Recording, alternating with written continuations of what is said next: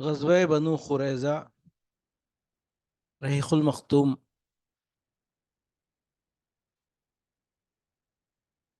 جس روز رسول اللہ صلی اللہ علیہ وسلم خندق سے واپس تشریف لائے، اسی روز ظہر کے وقت جبکہ آپ حضرت ام سلمہ رضی اللہ عنہا کے مکان میں غسل فرما رہے تھے، حضرت جبرائیل علیہ السلام تشریف لائے اور فرمایا، کیا آپ نے ہتھیار رکھ دیے؟ حالانکہ ابھی فرشتوں نے ہتھیار نہیں رکھے، اور میں بھی قریش کا تعاقب کر کے بس واپس چلا آ رہا ہوں۔ اٹھیے اور اپنے رفقا کو لے کر بنو قریظہ کا رخ کیجیے، میں آگے آگے جا رہا ہوں، ان کے قلعوں میں زلزلہ برپا کر دوں گا اور ان کے دلوں میں رعب و دہشت ڈالوں گا۔ یہ کہہ کر حضرت جبرائیل علیہ السلام فرشتوں کے دلوں میں روانہ ہو گئے۔ ادھر رسول اللہ صلی اللہ علیہ وسلم نے ایک صحابی سے منادی کروائی کہ جو شخص سماع و طاعت پر قائم ہے وہ عصر کی نماز بنو قریظہ ہی میں پڑھے۔ اس کے بعد مدینہ کا انتظام حضرت ابن ام مکتوم کو سونپا اور حضرت علی رضی اللہ عنہ کو جنگ کا پھریرا دے کر آگے روانہ فرما دیا۔ وہ بنو قریظہ کے قلعوں کے قریب پہنچے تو بنو قریظہ نے رسول اللہ صلی اللہ علیہ وسلم پر گالیوں کی بوچھاڑ کر دی۔ اتنے میں رسول اللہ صلی اللہ علیہ وسلم بھی مہاجرین و انصار کے دلوں میں روانہ ہو چکے تھے۔ آپ صلی اللہ علیہ وسلم نے بنو قریظہ کے دیار میں پہنچ کر انا نامی ایک کنویں پر نزول فرمایا۔ عام مسلمانوں نے بھی لڑائی کا اعلان سن کر فوراً دیار بنی قریظہ کا رخ کیا۔ راستے میں عصر کی نماز کا وقت آ گیا تو بعض نے کہا، ہم جیسا کہ ہمیں حکم دیا گیا ہے بنو قریظہ پہنچ کر ہی عصر کی نماز پڑھیں گے، حتیٰ کہ بعض نے عصر کی نماز عشاء کی بات پڑھی۔ لیکن کچھ دوسرے صحابہ نے کہا، آپ کا مقصود یہ نہیں تھا بلکہ یہ تھا کہ ہم جلد از جلد روانہ ہو جائیں، اس لیے انہوں نے راستے ہی میں نماز پڑھ لی۔ البتہ جب رسول اللہ صلی اللہ علیہ وسلم کے سامنے یہ قضیہ پیش ہوا تو آپ صلی اللہ علیہ وسلم نے کسی بھی فریق کو سخت سست نہیں کہا۔ بہر کیف مختلف ٹکڑیوں میں بٹ کر اسلامی لشکر دیار بنو قریظہ میں پہنچا اور نبی صلی اللہ علیہ وسلم کے ساتھ جا شامل ہوا۔ پھر بنو قریظہ کے قلعوں کا محاصرہ کر لیا۔ اس لشکر کی کل تعداد 3000 تھی اور اس میں 30 گھوڑے تھے۔ جب محاصرہ سخت ہو گیا تو یہود کے سردار کعب بن اسد نے یہود کے سامنے 3 متبادل تجویزیں پیش کیں، یا تو اسلام قبول کر لے اور محمد صلی اللہ علیہ وسلم کے دین میں داخل ہو کر اپنی جان، مال اور بال بچوں کو محفوظ کر لیں۔ کعب بن اسد نے اس تجویز کو پیش کرتے ہوئے یہ بھی کہا کہ واللہ تم لوگوں پر یہ بات واضح ہو چکی ہے کہ وہ واقعی نبی اور رسول ہیں، اور وہ وہی ہیں جنہیں تم اپنی کتاب میں پاتے ہو۔ دوسرے، یا اپنے بیوی بچوں کو خود اپنے ہاتھوں قتل کر دیں، پھر تلوار سونت کر نبی صلی اللہ علیہ وسلم کی طرف نکل پڑیں اور پوری قوت سے ٹکرا جائیں۔ اس کے بعد یا تو فتح پائیں یا سب کے سب مارے جائیں، یا پھر رسول اللہ صلی اللہ علیہ وسلم اور صحابہ کرام پر دھوکے سے سنیچر کے دن پل پڑیں، کیونکہ انہیں اطمینان ہوگا کہ آج لڑائی نہیں ہوگی۔ لیکن یہود نے ان تینوں میں سے کوئی بھی تجویز منظور نہ کی، جس پر ان کے سردار کعب بن اسد نے جھلا کر کہا، تم میں سے کسی نے ماں کی کوکھ سے جنم لینے کے بعد ایک رات بھی ہوش مندی کے ساتھ نہیں گزاری۔ ان تینوں تجاویز کو رد کر دینے کے بعد بنو قریظہ کے سامنے صرف ایک ہی راستہ رہ جاتا تھا کہ رسول اللہ صلی اللہ علیہ وسلم کے سامنے ہتھیار ڈال دیں اور اپنی قسمت کا فیصلہ آپ پر چھوڑ دیں۔ لیکن انہوں نے چاہا کہ ہتھیار ڈالنے سے پہلے اپنے بعض مسلمان حلیفوں سے رابطہ قائم کر لیں، ممکن ہے پتہ لگ جائے کہ ہتھیار ڈالنے کا نتیجہ کیا ہوگا۔ چنانچہ انہوں نے رسول اللہ صلی اللہ علیہ وسلم کے پاس پیغام بھیجا کہ آپ ابو لبابہ کو ہمارے پاس بھیج دیں، ہم ان سے مشورہ کرنا چاہتے ہیں۔ ابو لبابہ ان کے حلیف تھے اور ان کے باغات اور آل اولاد بھی اسی علاقے میں تھے۔ جب ابو لبابہ وہاں پہنچے تو مرد حضرات انہیں دیکھ کر ان کی طرف دوڑ پڑے اور عورتیں اور بچے ان کے سامنے دھاڑے مار مار کر رونے لگے۔ اس کیفیت کو دیکھ کر حضرت ابو لبابہ رضی اللہ عنہ پر رخت طاری ہو گئی۔ یہود نے کہا، ابو لبابہ، کیا آپ مناسب سمجھتے ہیں کہ ہم محمد صلی اللہ علیہ وسلم کے فیصلے پر ہتھیار ڈال دیں؟ انہوں نے فرمایا، ہاں، لیکن ساتھ ہی ہاتھ سے حلق کی طرف اشارہ بھی کر دیا، جس کا مطلب یہ تھا کہ ذبح کر دیے جاؤ گے۔ لیکن انہیں فوراً احساس ہوا کہ یہ اللہ اور اس کے رسول کے ساتھ خیانت ہے۔ چنانچہ وہ رسول اللہ صلی اللہ علیہ وسلم کے پاس واپس آنے کے بجائے سیدھے مسجد نبوی پہنچے اور اپنے آپ کو مسجد کے کھمبے سے باندھ لیا اور قسم کھائی کہ اب انہیں رسول اللہ صلی اللہ علیہ وسلم ہی اپنے دست مبارک سے کھولیں گے اور وہ آئندہ بنو قریظہ کی سرزمین میں کبھی داخل نہ ہوں گے۔ ادھر رسول اللہ صلی اللہ علیہ وسلم محسوس کر رہے تھے کہ ان کی واپسی میں دیر ہو رہی ہے۔ پھر جب تفصیلات کا علم ہوا تو فرمایا اگر وہ میرے پاس آ گئے ہوتے تو میں ان کے لیے بخشش کی دعا کر دیتا، لیکن جب وہ وہی کام کر بیٹھے ہیں تو اب میں بھی انہیں ان کی جگہ سے نہیں کھو سکتا یہاں تک کہ اللہ تعالیٰ ان کی توبہ قبول فرما لے۔ ادھر ابو لبابہ کے اشارے کے باوجود بنو قریظہ نے یہی طے کیا کہ رسول اللہ صلی اللہ علیہ وسلم کے سامنے ہتھیار ڈال دیں اور وہ جو فیصلہ مناسب سمجھیں کریں۔ حالانکہ بنو قریظہ ایک طویل عرصے تک محاصرہ برداشت کر سکتے تھے، کیونکہ ایک طرف ان کے پاس وافر مقدار میں سامان خورد و نوش تھا، پانی کے چشمے اور کنویں تھے، مضبوط اور محفوظ قلعے تھے، اور دوسری طرف مسلمان کھلے میدان میں خون منجمد کر دینے والے جاڑے اور بھوک کی سختیاں سہ رہے تھے، اور آغاز جنگ خندق کے بھی پہلے سے مسلسل جنگی مصروفیات کے سبب تکان سے چور چور تھے۔ لیکن جنگ بنو قریظہ در حقیقت ایک اعصابی جنگ تھی۔ اللہ نے ان کے دلوں میں رعب ڈال دیا تھا اور ان کے حوصلے ٹوٹتے جا رہے تھے۔ پھر حوصلوں کی یہ شکستگی اس وقت انتہا کو پہنچ گئی جب حضرت علی بن ابی طالب رضی اللہ عنہ اور حضرت زبیر بن عوام رضی اللہ عنہ نے پیش قدمی فرمائی، اور حضرت علی نے گرج کر یہ اعلان کیا کہ ایمان کے فوجیوں، خدا کی قسم اب میں بھی یا تو وہی چکھوں گا جو حمزہ نے چکھا یا ان کا خلاف فتح کر کے رہوں گا۔ چنانچہ حضرت علی کا یہ عزم سن کر بنو قریظہ نے جلدی سے اپنے آپ کو رسول اللہ صلی اللہ علیہ وسلم کے حوالے کر دیا کہ آپ جو فیصلہ مناسب سمجھیں کریں۔ رسول اللہ صلی اللہ علیہ وسلم نے حکم دیا کہ مردوں کو باندھ دیا جائے۔ چنانچہ محمد بن مسلمہ انصاری رضی اللہ عنہ کے زیر نگرانی ان سب کے ہاتھ باندھ دیے گئے اور عورتوں اور بچوں کو مردوں سے الگ کر دیا گیا۔ قبیلہ اوس کے لوگ رسول اللہ صلی اللہ علیہ وسلم سے عرض پرداز ہوئے کہ آپ نے بنو قینقاع کے ساتھ جو سلوک فرمایا تھا وہ آپ کو یاد ہی ہے۔ بنو قینقاع ہمارے بھائی خزرج کے حلیف تھے اور یہ لوگ ہمارے حلیف ہیں، لہٰذا ان پر احسان فرمائیں۔ آپ نے فرمایا کیا آپ لوگ اس پر راضی نہیں کہ ان کے متعلق آپ ہی کا ایک آدمی فیصلہ کرے؟ انہوں نے کہا کیوں نہیں؟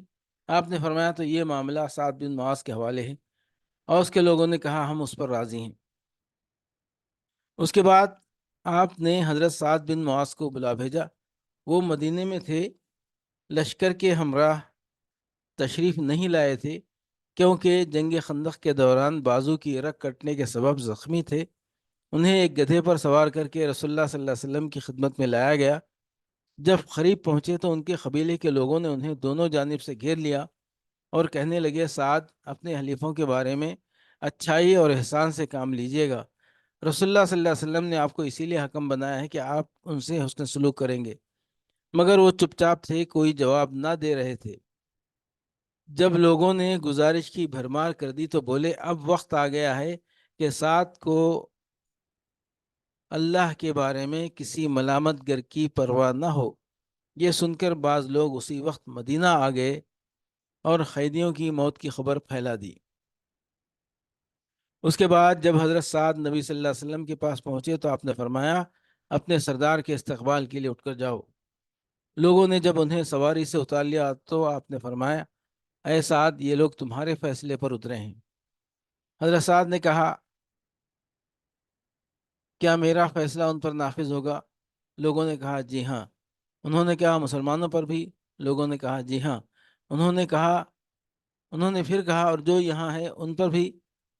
ان کا اشارہ رسول اللہ صلی اللہ علیہ وسلم کی فرودگاہ کی طرف تھا، مگر اجلال و تعظیم کے سبب چہرہ دوسری طرف کر رکھا تھا۔ آپ صلی اللہ علیہ وسلم نے فرمایا جی ہاں مجھ پر بھی۔ حضرت سعد نے کہا تو ان کے متعلق میرا فیصلہ یہ ہے کہ مردوں کو قتل کر دیا جائے، عورتوں اور بچوں کو قیدی بنا لیا جائے اور اموال تقسیم کر دیے جائیں۔ رسول اللہ صلی اللہ علیہ وسلم نے فرمایا تم نے ان کے بارے میں وہی فیصلہ کیا ہے جو 7 آسمانوں کے اوپر سے اللہ تعالیٰ کا فیصلہ ہے۔ حضرت سعد کا یہ فیصلہ انتہائی عدل و انصاف پر مبنی تھا، کیونکہ بنو قریظہ نے مسلمانوں کی موت و حیات کے نازک ترین لمحات میں جو خطرناک بدعہدی کی تھی وہ تو تھی ہی، اس کے علاوہ انہوں نے مسلمانوں کے خاتمے کے لیے 1,500 تلواریں، 2,000 نیزے، 300 زرہیں اور 500 ڈھالیں مہیا کر رکھی تھیں، جن پر فتح کے بعد مسلمانوں نے قبضہ کیا۔ اس فیصلے کے بعد رسول اللہ صلی اللہ علیہ وسلم کے حکم پر بنو قریظہ کو مدینہ لا کر بنو نجار کی ایک عورت جو حارث رضی اللہ عنہ کی صاحبزادی تھیں کے گھر میں قید کر دیا گیا، اور مدینہ کے بازار میں خندقیں کھودی گئیں۔ پھر انہیں ایک ایک جماعت کر کے لے جایا گیا اور ان خندقوں میں ان کی گردنیں مار دی گئیں۔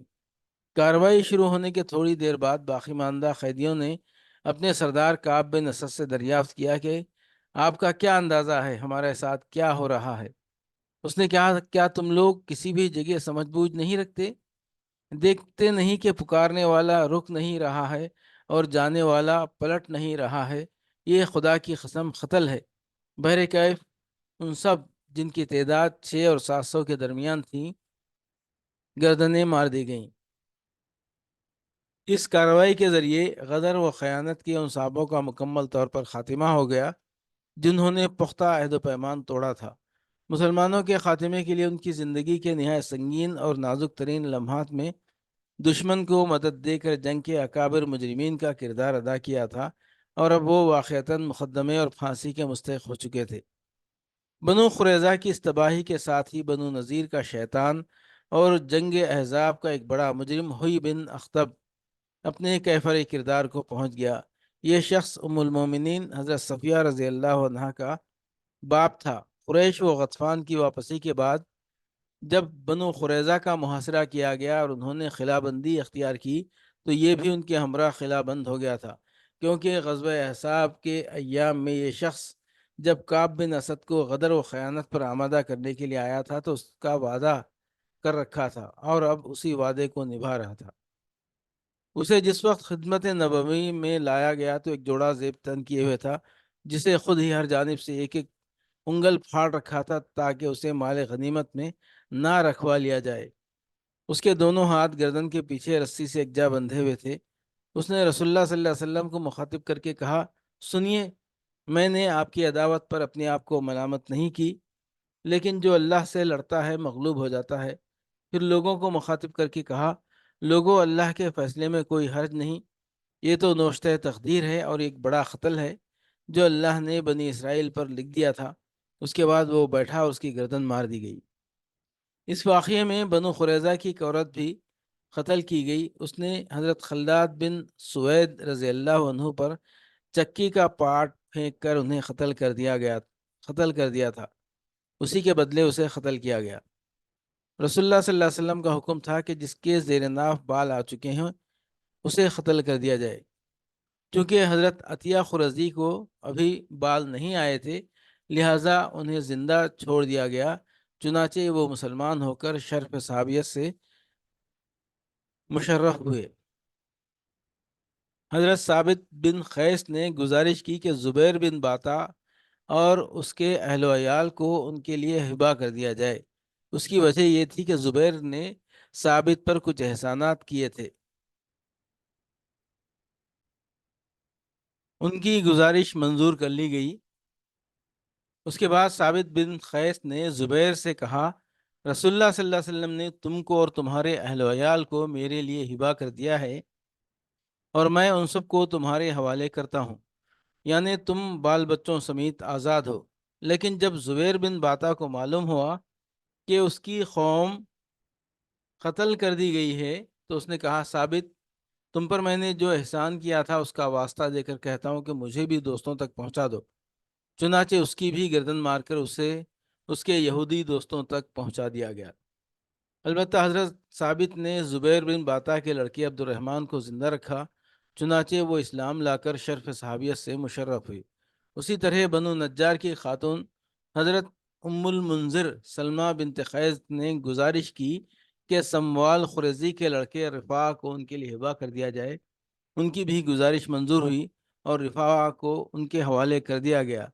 انہوں نے رفاع کو زندہ رکھا اور وہ بھی اسلام لا کر شرف صحبت سے مشرف ہوئے۔ چند اور افراد نے بھی اسی رات ہتھیار ڈالنے کی کارروائی سے پہلے اسلام قبول کر لیا تھا، لہٰذا ان کی بھی جان و مال اور ذریت محفوظ رہی۔ اسی رات عمرو نامی ایک اور شخص نے، جس نے بنو قریظہ کی بدعہدی میں شرکت نہ کی تھی، باہر نکلا۔ اسے پہرے داروں کے کمانڈر محمد بن مسلمہ نے دیکھا، لیکن پہچان کر چھوڑ دیا، پھر معلوم نہیں وہ کہاں گیا۔ بنو قریظہ کے اموال کو رسول اللہ صلی اللہ علیہ وسلم نے خمس نکال کر تقسیم فرما دیا۔ شہسوار کو 3 حصے دیے، ایک حصہ اس کا اپنا اور 2 حصے گھوڑے کے، اور پیدل کو 1 حصہ دیا۔ قیدیوں اور بچوں کو حضرت سعد بن زید انصاری رضی اللہ عنہ کی نگرانی میں نجد بھیج کر ان کے عوض گھوڑے اور ہتھیار خرید لیے۔ رسول اللہ صلی اللہ علیہ وسلم نے اپنے لیے بنو قریظہ کی عورتوں میں سے حضرت ریحانہ بنت عمرو بن خنافہ کو منتخب کیا۔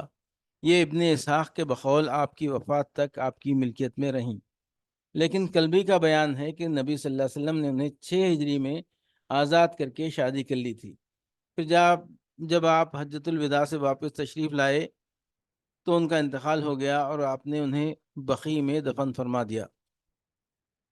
جب بنو قریظہ کا کام تمام ہو چکا تو بندہ صالح حضرت سعد بن معاذ رضی اللہ عنہ کی اس دعا کی قبولیت کا ظہور کا وقت آ گیا، جس کا ذکر غزوہ احزاب کے دوران آ چکا ہے۔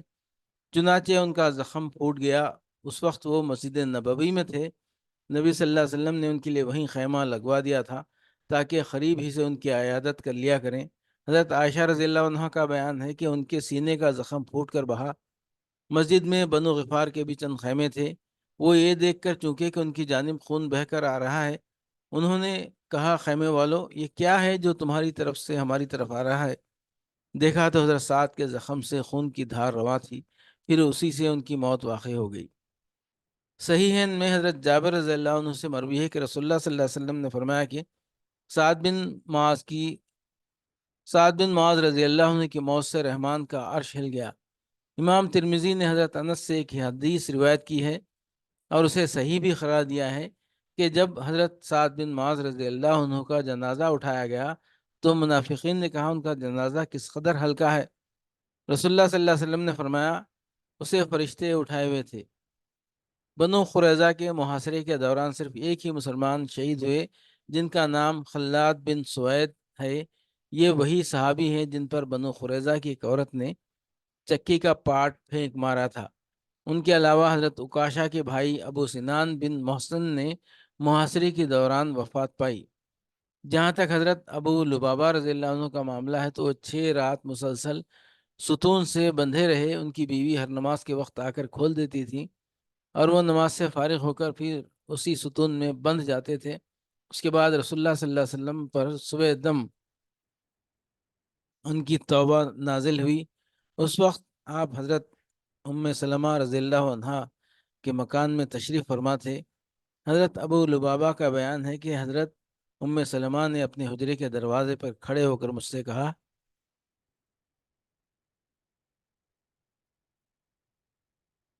اے ابو لبابہ، خوش ہو جاؤ، اللہ نے تمہاری توبہ قبول کر لی۔